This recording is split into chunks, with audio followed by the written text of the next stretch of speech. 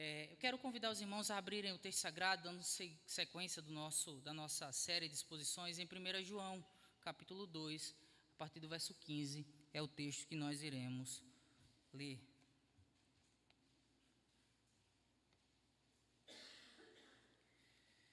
Primeira João, capítulo 2, de verso 15 ao verso 17.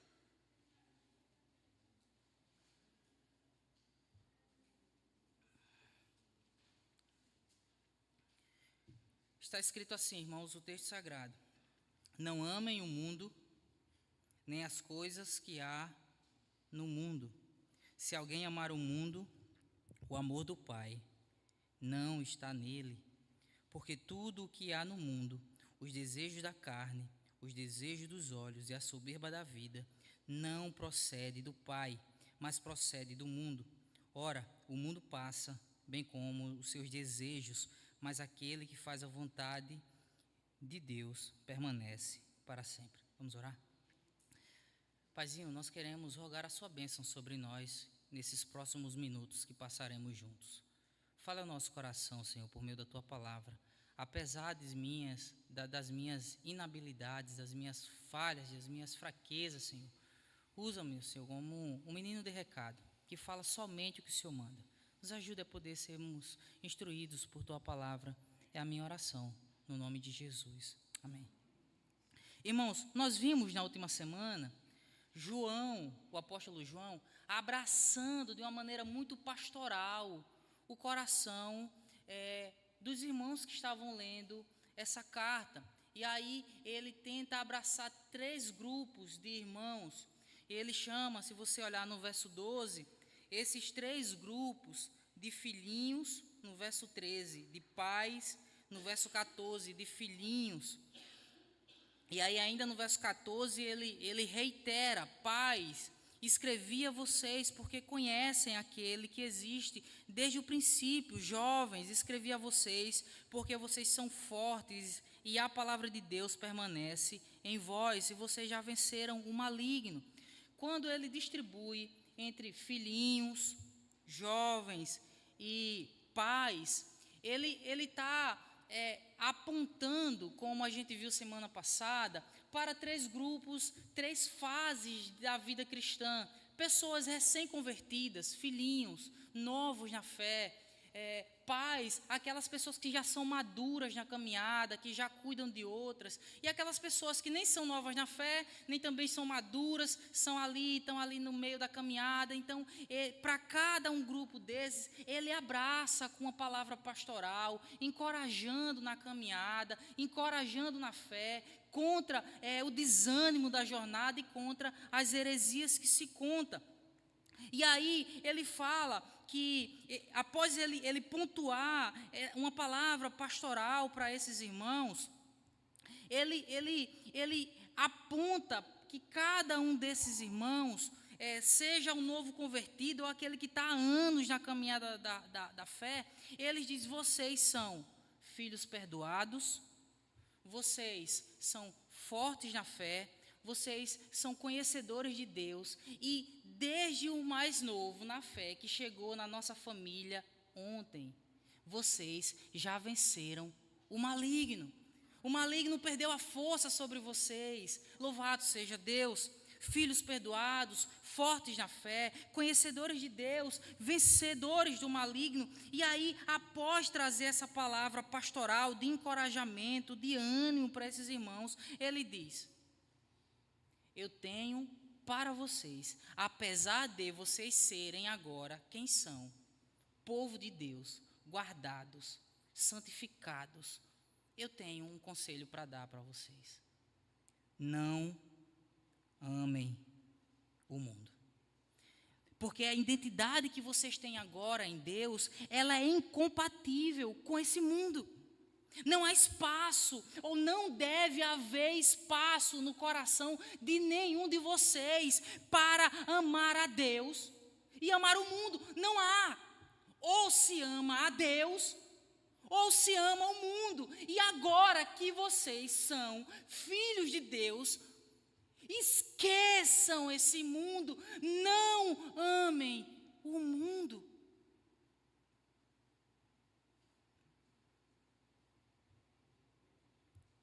Se você é um leitor atento da Escritura, você deve, lendo essa passagem, de repente se questionar: opa, será que João não está sendo meio incoerente, ordenando que não amemos o mundo? Por quê? Veja, quem criou esse mundo?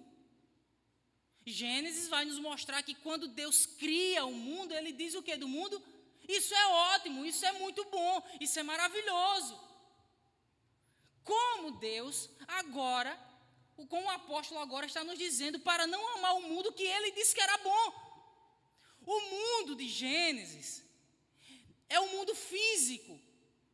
Mares, plantas, florestas, animais, o mundo físico. Esse mundo nós podemos amar, desfrutar. Ano passado estive nas cataratas do Iguaçu, inclusive fui em Macuco Safari, debaixo da cachoeira. Maravilha, louvado seja Deus, aleluia. Quero ir de novo em outubro.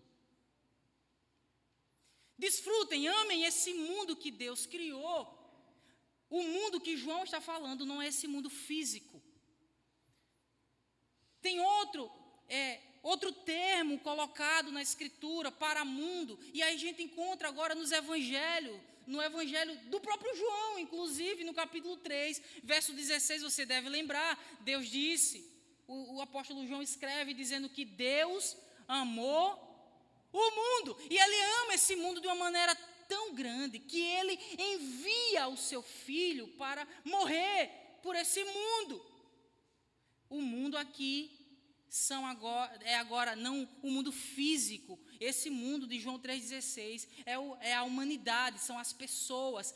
As pessoas nós também devemos amar, porque Deus amou e enviou seu Filho para salvar a gente que caiu no pecado. Deus ama esse mundo nós também devemos amar. Mas existe uma terceira esfera do que o mundo significa na Escritura Sagrada, e essa esfera de mundo é a que João aqui nos diz para não amar.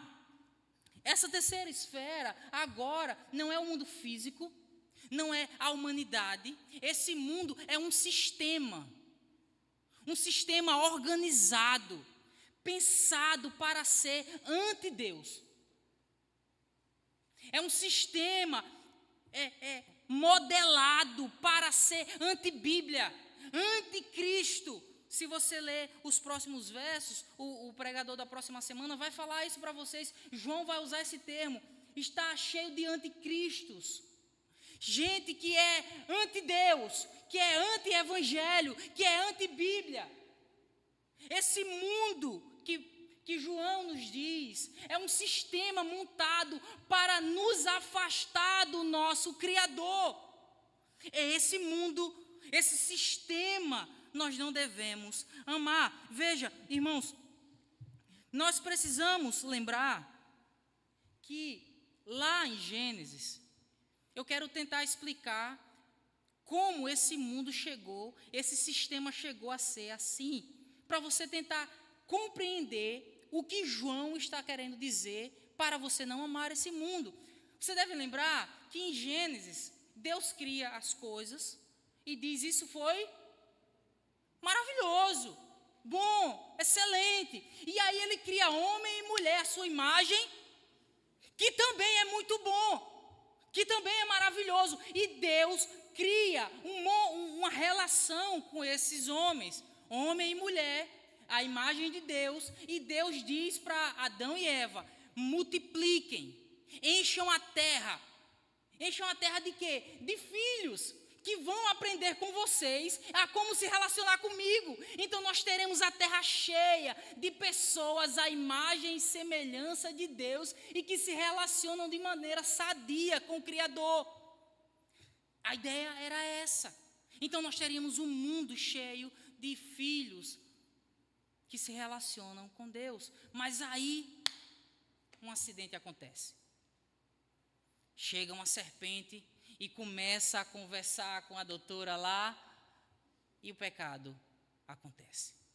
Ela cai, e agora a imagem e semelhança do Criador, que tinha um relacionamento sadio com seu Deus, agora esse relacionamento é quebrado. Isaías 59, verso 2, que fala que os pecados fazem separação entre Deus e os homens. Agora o homem está separado de Deus por causa do pecado. E agora aquela ordem de multiplicar, de crescer e encher a terra, de filhos que se relacionam com Deus, agora é obedecida, de crescer e multiplicar. Só que por causa do pecado, a relação desses filhos com Deus não é mais sadia. Agora a terra é cheia de gente contaminada pelo pecado, que afasta o homem de um relacionamento sadio e saudável com seu Criador. E agora, irmãos, quando isso acontece, Eva cai, desobedece o Senhor, Deus, em capítulo 3, no verso 15 de Gênesis, dá uma palavra para a serpente e diz: eu vou pôr inimizade entre você e a mulher, entre a semente dela e a tua semente. Aquele que vai sair da mulher vai ferir a tua cabeça, apesar de tu, serpente, lhe ferir o calcanhar. E aí a gente vê posto aqui agora, em Gênesis, duas sementes, duas linhagens. A linhagem da mulher, a linhagem da promessa e a linhagem da serpente. A linhagem que vai se afastando e criando modelos para cada vez mais se afastar do Criador e trazer gente da semente da mulher, da semente da promessa para a semente da serpente. Dois povos, duas linhagens muito bem claras em Gênesis capítulo 3. E aí, logo depois a gente já vê essas duas sementes, essas duas linhagens aparecendo. Nasce Caim e Abel. Um mata o outro. O que nós temos em Caim e Abel? Um oferecendo um culto a Deus. É muito interessante porque você consegue perceber qual foi o motivo do primeiro assassinato na Bíblia? Não foi traição, não foi sexo, não foi vício, foi um culto. Abel ofereceu um culto a Deus, que Deus se agradou desse culto, e Caim, por ver que Deus se agradou do culto de Abel, ele ficou com raiva e matou seu irmão, a semente da promessa, sendo atacada pela semente da serpente. Se isso fosse pouco, a partir do capítulo 16 de Gênesis, a gente vê Abraão dando à luz a dois filhos, que são duas sementes. Ismael, filho da carne, enquanto Isaque é o filho da promessa. Mais à frente, a gente consegue ver, a partir do capítulo 25 de Gênesis, Esaú, carnal, profano, que despreza e vende a sua primogenitura, e seu irmão, filho da promessa, filho da semente da mulher, filho da aliança, que apesar dos seus muitos erros, ele tenta buscar, caminhar com seu Deus, e mais na frente ele vem a ser Israel. No período entre Êxodo e Juízes, a gente vê já isso montado, essas duas linhagens, é o Egito, são os amalequitas, são os filisteus, lutando, querendo destruir a semente da promessa, a semente da mulher, que é Israel. Sempre de maneira muito clara, as duas sementes brigando entre si, e a semente da serpente querendo destruir a semente da promessa. A linhagem da promessa. Vocês lembram? Em 1 Samuel, está lá Saul, homem carnal, semente da serpente, e do outro lado, Davi, o homem segundo o coração de Deus, semente da mulher. Mas na frente, quando a gente vai olhar os escritos dos profetas, a gente já vê a Babilônia. E aí agora essas sementes já deixam de ser representadas por figuras, para ver realmente um sistema montado. Na Babilônia a gente já vê um sistema completamente montado anti-Deus. Não é um estado ateu, é um estado anti-Deus de Israel. Porque está tudo bem para a Babilônia você ter 1000 deuses. O que você não pode é adorar o Deus de Israel. Daniel está orando na Babilônia. Daniel, semente da mulher, orando. O que é que quando eles veem Daniel orando, eles fazem? Vamos matar. Vamos matar a semente da mulher. Joga ele lá na cova dos leões. Levantam uma estátua. Todo mundo aqui deve se dobrar para adorar a estátua de Nabucodonosor, semente da serpente. Ficam 3 de pé. Mesaque, Sadraque e Abidnego. Adorar a imagem? Não, senhor. A gente só adora o Deus de Israel. O que é que a semente da serpente faz? Vamos matar. Joga ele na fornalha de fogo.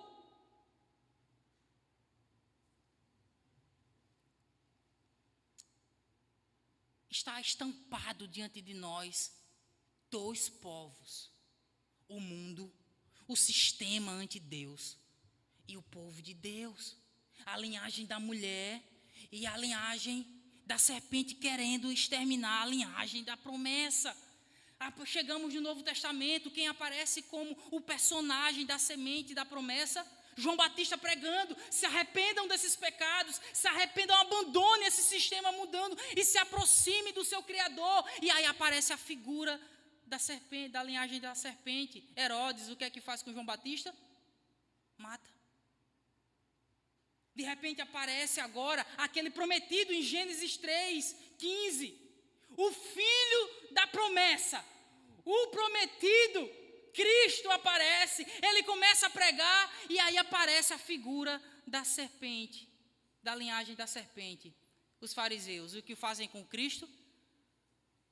Matam. Esse mundo é anti-Deus.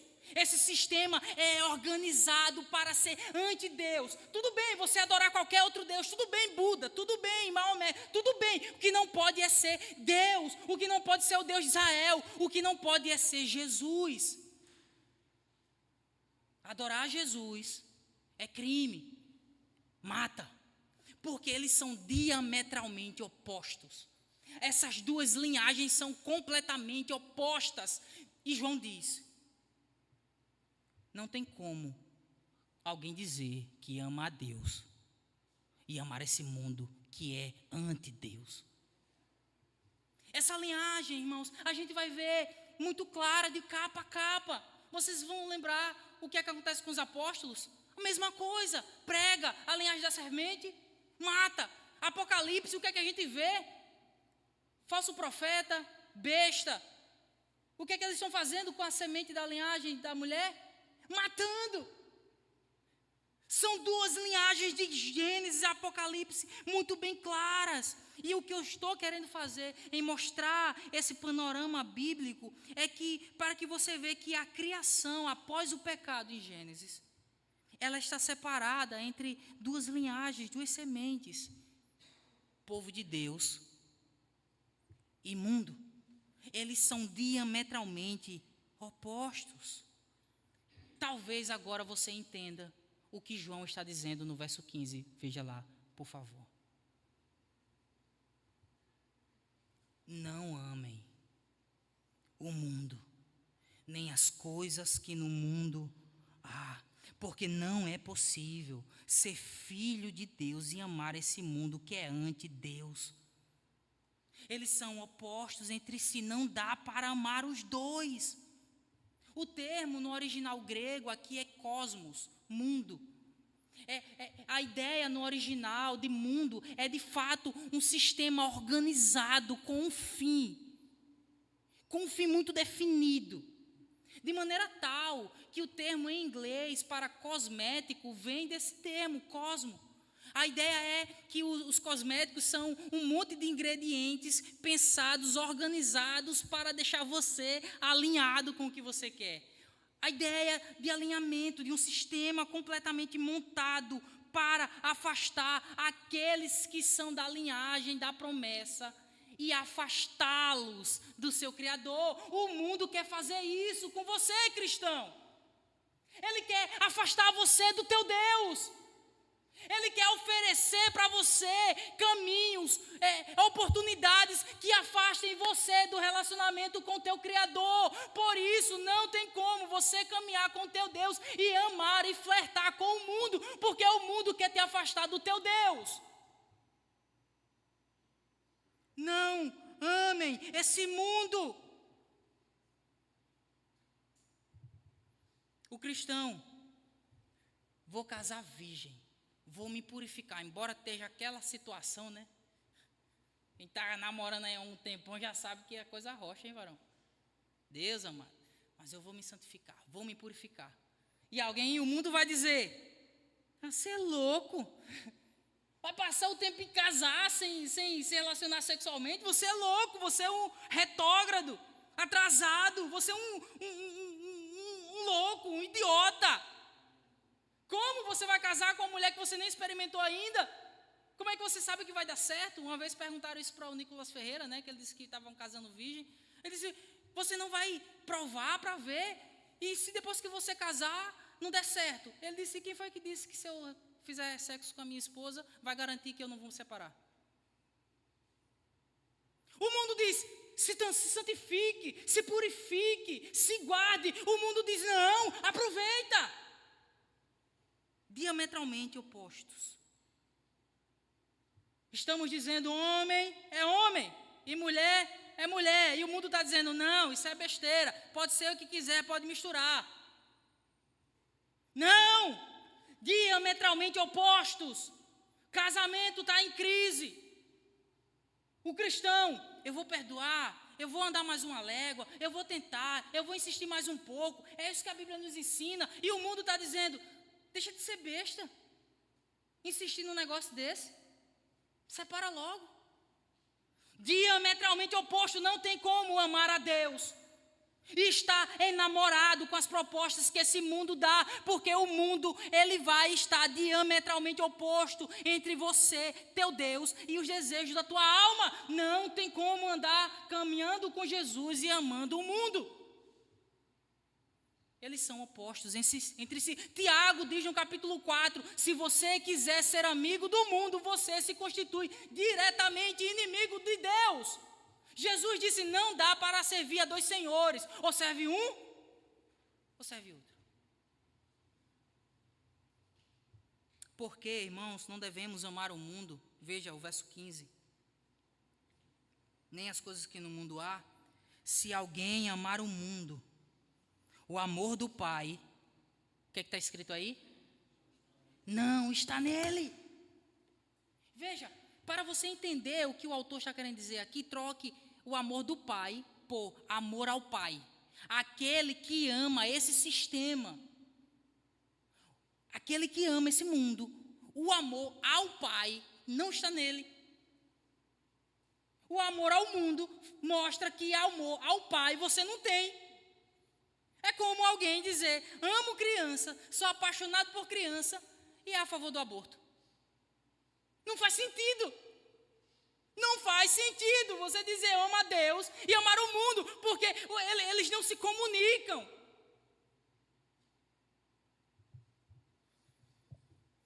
Me deixe fazer, irmãos, com muito zelo, porque não sou o pastor da igreja. E doutrina, o pastor, eu aprendi que doutrina, quem doutrina a igreja é o pastor. Mas me deixe com muito zelo de fazer algumas ponderações sobre esse texto, práticas.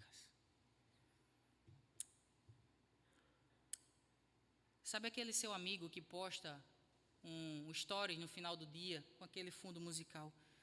Guia-me para que em tudo em ti, assim é a frase, te amo Jesus, obrigado por mais um dia. E no próximo story ele está no forró, no pagodão lá com a cerveja. Ele não ama Deus não, irmãos. Aquilo é só um desencargo de consciência. Talvez você esteja nos visitando hoje, pela primeira ou segunda vez, não sei. E de repente você imagina que vindo à igreja assistir o culto de vez em quando é prova de que você ama Deus. É nada, deixa de besteira. É como alguém que vai na academia de vez em quando e pensa que vai fazer efeito. Você vem na igreja de vez em quando e está dizendo, é porque eu amo a Jesus. Nada, rapaz, para com isso, você ama esse mundo, o que ele oferece. Amar a Deus é muito mais do que vir ao culto. Veja, irmãos, aqui temos uma verdade para dois públicos. Primeiro, o que eu sugiro é que existem pessoas que pensam que são crentes, que amam a Deus porque estão na igreja, porque de repente tem seu nome arrolado no hall de membros. Meu nome está no hall de membros da igreja, então ama Jesus. Mas só que o teu padrão de vida, tuas amizades, é tudo segundo o padrão do mundo. As amizades que você tem, o casamento todo quebrado, todo arrebentado, sem afeto, sem paixão. As paixões, as festas desse mundo lá fora te atraem. Para você é interessante, de repente, ir para uma festinha, para alguma coisa, sabe, aquele São João com um amigo, mas prazer para estar no culto de oração não tem. O nome está escrito no hall de membros da igreja, mas eu não sei se seu nome está rolado no hall de membros do céu. Não sei. A boa notícia é que, se você perceber que seu coração está afastado do Senhor, das coisas do reino, você pode voltar hoje para casa. A porta da graça, da porta da casa do Pai está aberta para qualquer filho pródigo que viu que foi longe demais e que se arrependeu. Você pode voltar. A graça de Deus te abraça, te aceita. Para você também que de repente está me assistindo ou está aqui hoje e ainda nunca teve a experiência de receber um abraço na alma, por dentro daquele pai amoroso que enviou seu filho para morrer por gente como você, que de repente só errou na vida, só tropeçou, errou a vida toda e diz: talvez Deus não me ame porque o meu currículo não é bom. E quem foi que disse que Deus salva alguém por causa que o currículo é bom, moço? Ah, se Deus desejar salvar somente quem tem um currículo limpinho. Não, Ele morreu por gente como tu, cheio de pecado, cheio de carrapicho. Ele te chama, porque a porta da graça está aberta. Não importa o tamanho do buraco que você tenha caído no pecado, as cordas da graça é grande demais para te pegar lá embaixo e te colocar de pé. É o evangelho da graça de Deus. Louvado seja o Senhor. Louvado seja o Senhor. Hoje, se você desejar sair da semente da serpente, tem lugar na família da aliança para você. O Pai recebe você e a gente também. O texto continua, veja verso 16, por favor. Porque tudo o que há no mundo, os desejos da carne, os desejos dos olhos e a soberba da vida não procede do Pai, mas procede do mundo. Porque não devemos amar esse mundo, porque tudo que há nele. E aí ele coloca, irmãos, ele coloca 3 frentes que o amor a esse mundo vai oferecer a nós para nos afastar do nosso Deus. O que é que esse mundo pode fazer para nos afastar do nosso Criador, para nos enfeitiçar como fez com Eva? Primeiro que ele diz, irmãos, os desejos da carne. Os desejos da carne. Veja, o que seriam os desejos da carne? Eu queria convidar você a abrir sua Bíblia, por favor, em Gálatas capítulo 5.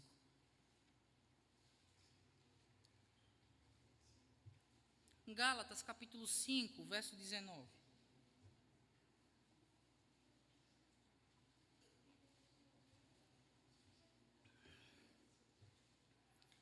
Gálatas capítulo 5, irmãos, a partir do verso 29, vai nos apontar essas obras da carne, esses desejos da carne. Está escrito assim: as obras da carne são conhecidas e são imoralidade sexual, impureza, libertinagem e idolatria, feitiçaria, inimizade, rixa, ciúme, ira, discórdia, divisão, facção, inveja, bebedeira, orgia e coisas semelhantes a essa. Declaro a vocês, como antes já os preveni, que os que praticam tais coisas não herdarão o reino. Veja, irmãos, quem aqui dentre nós nunca lutou contra alguma dessas coisas ou está lutando contra alguma dessas coisas? Imoralidade sexual. Não, nunca tive problema com isso. Maravilha. E impureza. Não. Você nunca pensou algo impuro? Seus olhos nunca desejou, seu coração nunca desejou? Não. Sério? Menino. E língua? Fala. Nunca falou nada que não deveria falar, porque Tiago diz que se alguém não tropeçou na língua, esse varão é perfeito. Veja, quem aqui nunca teve problema com algum tipo de inveja, de repente alguma idolatria? Você nunca teve inimizade com ninguém, nenhuma briga, nenhuma rixa, não é possível. Talvez bebedeiras, eu sou um daqueles que saiu da bebedeira. Tive problemas com isso. E ele está dizendo, os desejos da carne é o que o mundo oferece. Ele vai oferecer isso para ti. Porque o diabo sabe que nós recebemos uma herança maldita no sangue lá no Éden. Ninguém saiu ileso. Todos pecaram. Todos têm no sangue o DNA do pecado. E ele sabe que aqueles que o Espírito Santo habita, essas paixões, elas foram abafadas, mortificadas pelo Espírito. Mas, se não vigiarmos, o gatilho colocado pelo diabo vai fazer florescer de novo um desejo que estava morto. É como um viciado, um ex-alcoólatra, ou um viciado em droga, que vai visitar um amigo na boca de fumo. Venceu, passou um tempo se tratando, venceu o vício da droga. Aí vai visitar um amigo na boca de fumo. O que é que vai acontecer com ele? Aquele ambiente vai oferecer o que a ele? Um gatilho que vai fazer florescer nele o que já tinha sido mortificado. Porque o pecado é assim. O pecado que foi abafado pelo Espírito na tua vida, se você não vigiar, ele volta. Ele quer te derrubar, seja ele qual for. E aí ele diz que o diabo, ele oferece tudo aquilo que a nossa carne deseja. Qual é a fraqueza de Kleber? Qual é a fraqueza de Salomão? O diabo não é onisciente, mas ele é inteligente. Ele sabe onde é a tua fraqueza. E ele vai tocar lá. Ele vai criar uma armadilha para levar você para fraquejar na tua fraqueza. Ninguém escapa desse pente fino. Ninguém escapa desse pente fino. Todos nós já tivemos problemas com alguma coisa dessa, ou temos, não sei. Lutamos. Como amar o mundo que vai oferecer a mim justamente aquilo que me afasta do meu Deus? Segunda frente que ele coloca que o mundo oferece para nos afastar do nosso Deus é os desejos dos olhos, está aí no texto sagrado. Os desejos dos olhos, ou a cobiça, ou as concupiscências dos olhos em algumas versões. Aqui é como se fosse uma ramificação dos desejos da carne. Porque os olhos, Luan, são as janelas da alma. Tudo que o coração de cada um de nós deseja, ele deseja porque nossos olhos viram. Aí, quando os nossos olhos veem, eles se admiram, eles desejam. Onde você colocar os seus olhos é fundamental para regular vida ou morte espiritual. Depende daquilo que você coloca diante dos seus olhos. Diante do que você coloca diante dos seus olhos. Olho é bicho doido. O seu olho é bicho doido. Bicho doido. Você lembra de Eva? Deus disse, não coma, só dessa aqui, moça. Ela olhou e o texto bíblico em Gênesis diz que ela achou aquele fruto bonito, suculento, desejoso. Pelos olhos, Eva caiu. Porque ela colocou os olhos nos frutos que não podia. E geralmente aquilo que não pode nos atrai mais. Ou não? Vocês lembram do salmista Asaf no Salmo 73? O Salmo 73 é escrito, ele dizendo, eu, servo piedoso, vivo na casa de Deus, servindo, contribuindo ali, e vivo numa luta travada. E ele olha para os ímpios e vê, os ímpios parece que não passa luta, é só o churrasquinho no final de semana, eu não tenho dinheiro nem para comprar salsicha, e eles lá na festa, e aí pelos olhos ele diz, olhando para eles, meu coração quase se desvia. Ele começa a questionar, será que vale a pena servir o Senhor por causa dos olhos? Você lembra de Ló? Olhou para as Campinas de Jordão e viu tudo lá bem verdinho, disse, ali vai ser a sustância, ali vai ser a bênção. Eita, só que ele foi morar em Sodoma e Gomorra. E o resto da história, vocês já sabem. Vocês lembram da mulher de Potifar? Olhou para José, não pode, mas eu quero, olha que gatinho. José, ó, maravilha. Não pode, moça, mas eu quero. Fiquei apaixonada por José. Vocês lembram de Davi, meu Deus do céu? Davi foi para a sacada, olhou Betseba tomando banho, e pelos olhos ele, rapaz, olha, chama ela para cá. Não pode, Davi, ela é casada, Davi, mas eu quero, estou apaixonada. Olha só que maravilha, os olhos traíram Davi. Chama para cá, não pode, Davi, ela é casada, mas eu quero, traga para cá. E não somente caiu com Betseba, mas matou o marido dela por causa dos olhos. Jesus disse, se o teu olho te faz pecar, arranca esse nojento daí, porque é melhor entrar no céu só com o olho assim, do que ter os dois olhos e ir parar no inferno. Por favor, me permita, irmãos, uma pergunta. Diga para mim, no que é que você gasta tempo assistindo? Diga para mim, no que você gasta tempo vendo? O que é que está diante dos seus olhos o tempo inteiro? Quem é que você segue? Porque quem você segue influencia você pelos teus olhos. Os homens, as marombas, né? Todo mundo vai para a academia olhando a foto lá do camarada fortão.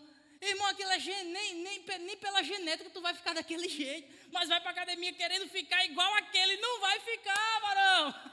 Não vai, esquece isso. Quer ficar arrochadinho por causa dos olhos, as mulheres. As mulheres querem se vestir com a roupa cada vez mais apertada, cada vez mais modelando o corpo. Se veste, no final ainda olha assim para trás no espelho para ver se o bumbum está bem desenhadinho. Ela está vendo esse modelo de onde? Quem é que está influenciando essas mulheres de Deus? Quem? Onde estão as mulheres, conforme Pedro diz que devem ser modestas e prudentes? Entram e saem, sem chamar a atenção, e não é porque são feias, é porque são modestas. Prudentes, lindas, mas não chamam atenção, porque elas são modestas. Quem está influenciando você em como você veste? No que você usa, porque você tem que usar aquele celular, comprar aquele lá de 6 mil reais, meu Deus do céu. Nada contra teu ramo, tá bom, irmão? Teu irmão aqui que vende esse celular caro, varão. Você tem que usar um celular daquele. Um celular de 2.500 não resolve tua situação. Tem que ser aquele porque os teus olhos estão conduzindo aquilo que você pensa, aquilo que você veste e aquilo que você fala. Cuidado com seus olhos.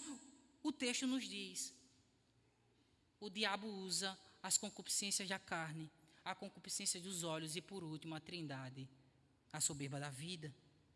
Calvino, dizendo ou comentando sobre o que seria a soberba da vida, ele diz aqui que soberba diz respeito ao orgulho, à vanglória, a olhar para si mesmo, a ostentação, a ostentar riquezas, joias, uma viagem.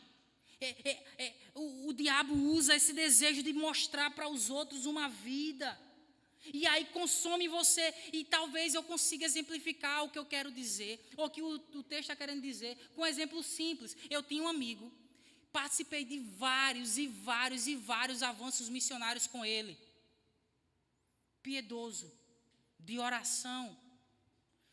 Arrumou um amigo que começou a fazer aqueles filminhos de Instagram, de Facebook, aquelas historinhas, e começou a ganhar muita grana, com a mulher, a menina bonita, né, tal, aí começou a fazer aquelas historinhas com humor meio sensualizado, e começou a ganhar muita grana, e comprou uma casa boa, comprou um carro bom, e aí ele, olhando para a vida que aquele camarada que andava com ele de bicicleta agora tem, ele ficou alucinado, que maravilha, o que é que eu faço para ter também? É só fazer de novo também.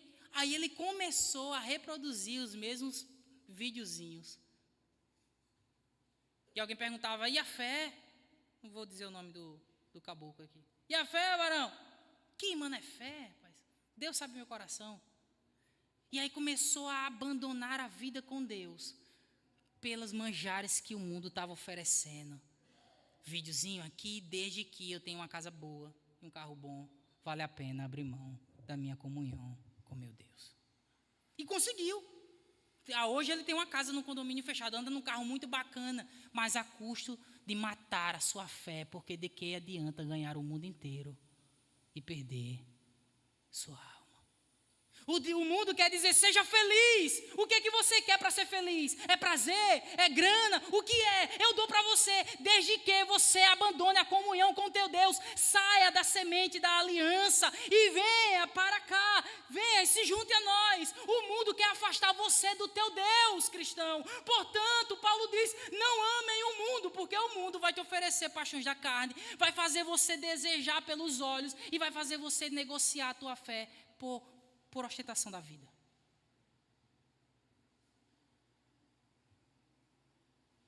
Se sucesso, irmão, segundo o mundo, é ter uma boa vida, morar numa casa bacana, ter uma boa aposentadoria ou um bom salário, se sucesso para o mundo é isso, Jesus era um miserável, porque Jesus não tinha nem onde reclinar a cabeça.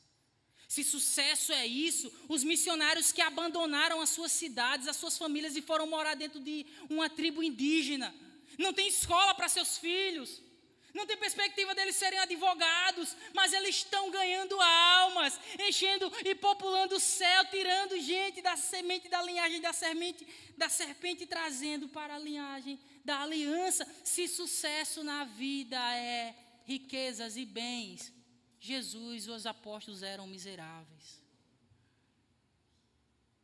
Veja, irmãos, eu não estou dizendo, por favor, que trabalhar e ter tudo isso, ter uma vida boa, confortável, é ruim, não. O que eu estou dizendo é que ter sucesso na vida é tendo muito ou tendo pouco, estar satisfeito com teu Deus. Todos os bens dessa vida vão ficar. Veja o verso 17.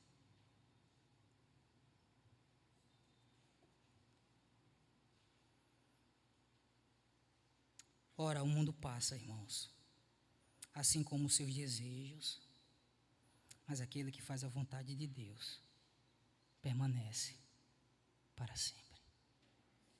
O primeiro bilionário do mundo, primeiro bilionário que esse mundo já viu, chamado John Rockefeller, quando ele morreu, no cemitério alguém chegou para o contador dele e perguntou, quanto foi que o Dr. Rockefeller deixou? O contador respondeu, ele deixou tudo, não levou nem um único centavo. Se agarrar às paixões dessa vida é se agarrar no vento, porque esse mundo passa. Sucesso para o mundo é ser feliz, é fazer o que eu quero para ser feliz. Enquanto sucesso, segundo Deus, é ter o nome escrito no livro da vida. É ouvir naquele dia, vinde amado do meu Pai, e tomai por herança o reino que vos está preparado desde antes da fundação do mundo, ainda que nessa vida eu tenha sofrido, tenha chorado. Todas as paixões dessa vida ficaram para trás e valeu a pena.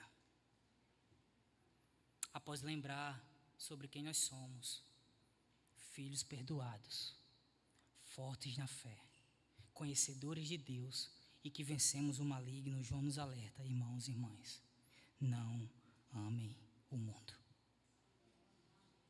Essa identidade de filhos que você tem não é compatível com o mundo. Não deve haver espaço no seu coração, meus filhos, diz João, para vocês amarem aquilo que afasta você do teu Deus. Vamos orar?